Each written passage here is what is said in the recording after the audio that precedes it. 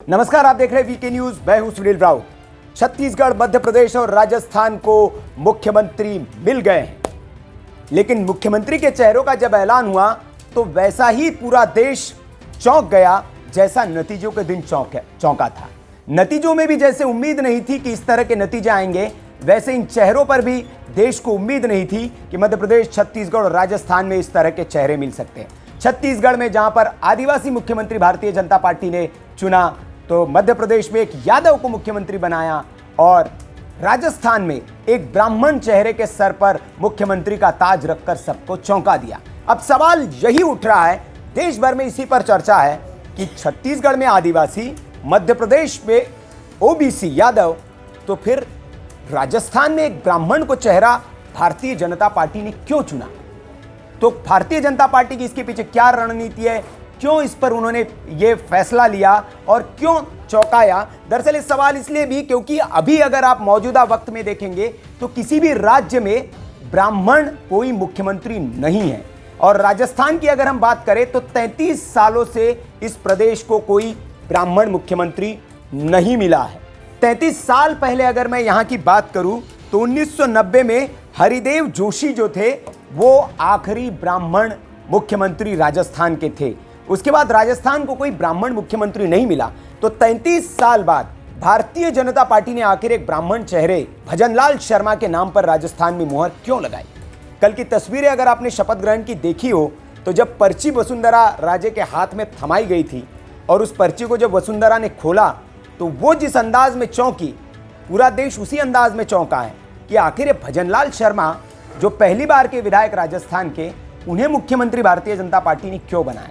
लेकिन भजनलाल शर्मा पहली बार के विधायक जरूर है, लेकिन उनकी पृष्ठभूमि अगर आप देखेंगे तो वो लोकतंत्र का जो सबसे निचला सदन, जिसे हम पंचायत कहते हैं, ग्राम पंचायत, वहां से उन्होंने अपनी राजनीति की शुरुआत की है। संघ के बहुत करीबी रहे हैं, संगठन में उन्होंने लंबा काम किया है, तो उनका जो अनुभव है और पार्टी को जो उन्होंने लंबा वक्त दिया है, पार्टी की जो उन्होंने सेवा की है लंबे वक्त तक, उसका इनाम एक तरह से आप कह सकते हैं कि भजनलाल शर्मा को दिया गया।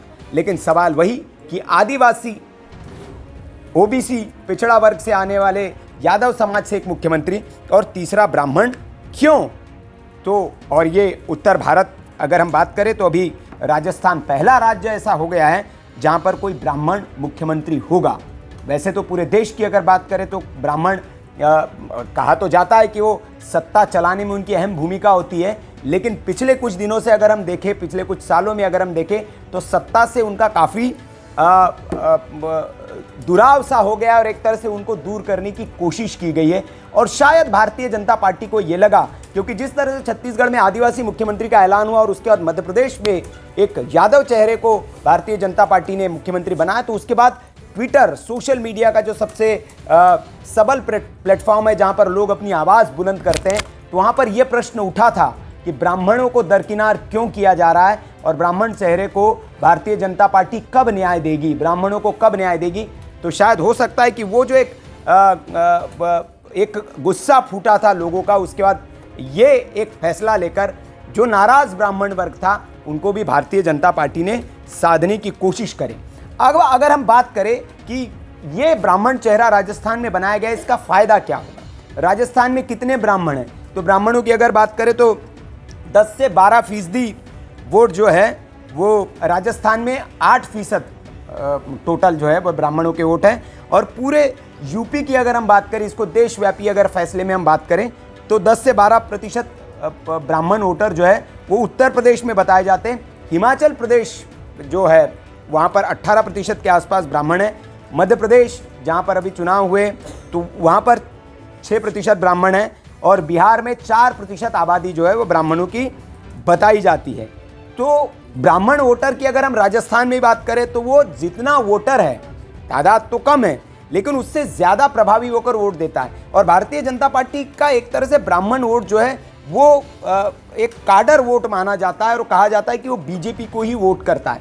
लेकिन उस वोट का रिवॉर्ड भारतीय जनता पार्टी की ओर से ब्राह्मणों को नहीं दिया जा रहा है, ऐसा ब्राह्मणों में एक संदेश जा रहा। तो भारतीय जनता पार्टी ने 24 के मद्देनज़र उस बड़े वर्ग को भी, जो एक काडर वोट है भारतीय जनता पार्टी का, उसको साधने की कोशिश की है।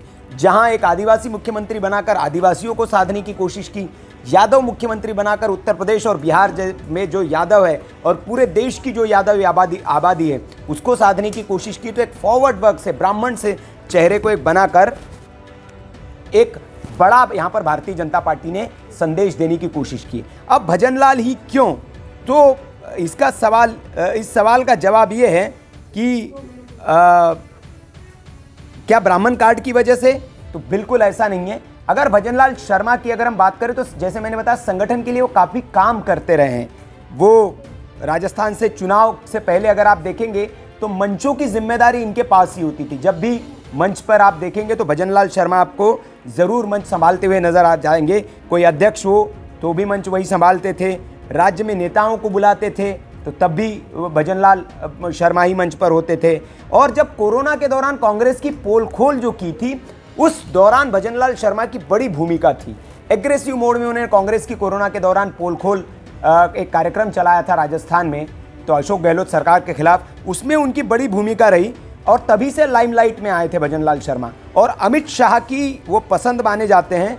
और उसके बाद जब वहां से पर्ची गई तो बाकी विधायकों को भी उनको पसंद करना पड़ा। अगर हम बात करें राजस्थान की, तो राजस्थान में वसुंधरा राजे ने अंतिम वक्त तक जो पेच फंसाकर वहां पर रखा, तो वहां पर भारतीय जनता पार्टी को किसी ऐसे चेहरे की तलाश थी कि जिसका कोई विरोध न हो। वो जैसे गुटबाजी राजनीति में एक होती है, तो ये वसुंधरा गुट का है, ये दूसरे गुट का है, ये तीसरे गुट का है। तो भारतीय जनता पार्टी ने एक ऐसे चेहरे को पकड़ा जो किसी गुट का नहीं है।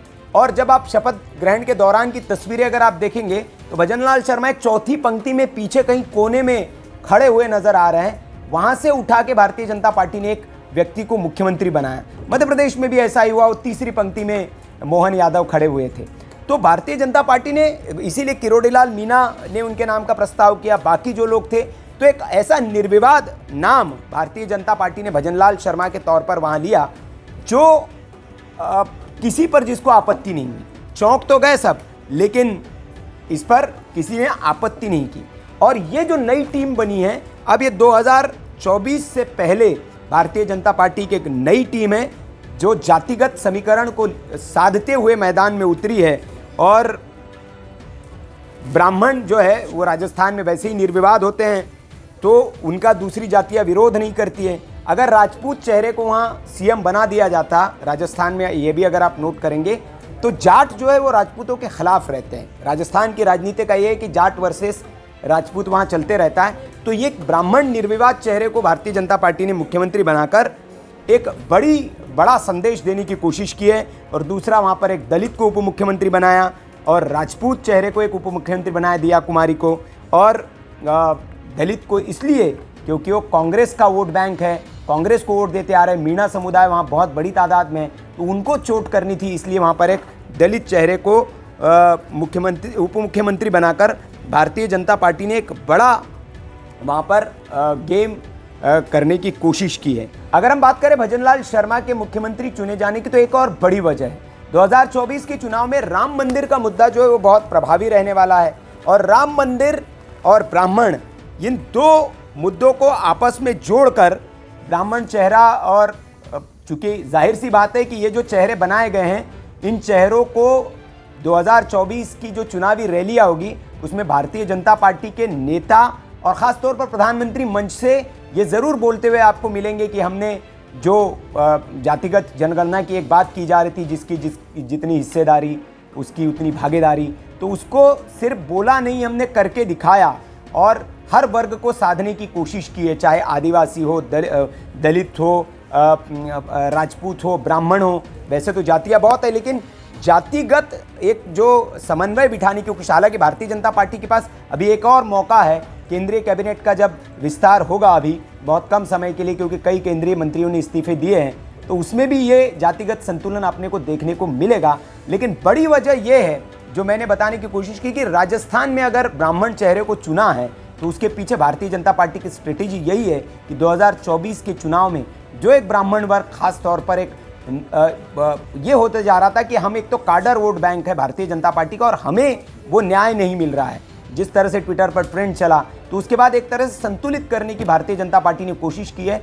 और ये एक चौंकाने वाला निर्णय लेकर अब एक बैलेंस बनाने की भारतीय जनता पार्टी ने कोशिश की। आपको क्या लगता है, ये जो भारतीय जनता पार्टी ने इतना समय लेकर ये जो मुख्यमंत्री बनाए हैं या बदले हैं, नए चेहरे लाए, नई टीम को मौका दिया है, क्या 24 में भारतीय जनता पार्टी के लिए फायदेमंद होगा, इसका लाभ मिलेगा?